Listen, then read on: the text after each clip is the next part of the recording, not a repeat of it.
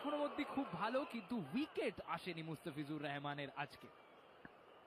দেখো আজকের ম্যাচে কিন্তু মুস্তাফিজুর রহমান কিন্তু দারুণ স্টার্ট করেছিল, উইকেট হয়তো উনি পাননি, কিন্তু খুব কিপ সেমি বোলার যেটাকে বলা হয় সেরকমই করেছিল। এন্ড ফেয়ার প্লে অ্যাওয়ার্ড দেখো, সানরাইজার্স সবার ওপরে, সিএসকে 2 নম্বরে রয়েছে, এন্ড সবার নিচে রয়্যাল চ্যালেঞ্জার্স ব্যাঙ্গালোর। মানে কন্টেস্ট এখানেও হচ্ছে, রয়্যাল চ্যালেঞ্জার্স এখানেও কিন্তু নিচে বটমেই রয়েছে।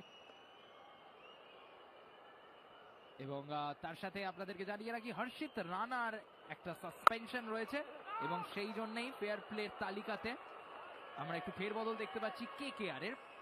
কিন্তু এই মুহূর্তে ফেরবদল ঘটছে না যতক্ষণ না উইকেট আসছে। আর এই মুহূর্তে শশাঙ্ক সিং, স্যাম কারান দুজনেই সেট। দেখো মুস্তাফিজুর রহমান এই সিজনে কিন্তু দারুণ বল করেছে, সঠিক লেন্থে বল করেছে। দেখো যে কটা বেশি উইকেট পেয়েছে 6 থেকে 8 মিটার, যেটাকে আমরা বলি গুড লেন্থ বোলারের জন্য, এন্ড সেখানে কিন্তু ম্যাক্সিমাম ডেলিভারি করেছে 48%। এইটাই কিন্তু একটা কোয়ালিটি বোলারের আদর্শ লেন্থ, এন্ড উনার কাছে এবিলিটি আছে ম্যাচ জেতানোর। দেখো এখানেও কি সুন্দর পরপর 3টি বলে ডট বল করে ফেললো। শশাঙ্ক সিং যে পেসটা এক্সপেক্ট করছে সেটা কিন্তু পাচ্ছে না অফ দ্য উইকেট। গেস করতে হচ্ছে, হয়তো স্লোয়ার আর্ম আসবে।